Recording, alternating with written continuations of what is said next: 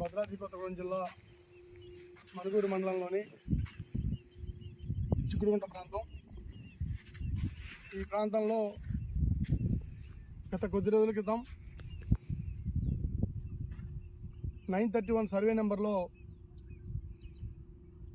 ఇసుకని తవ్వకాలు చేయడం జరిగింది.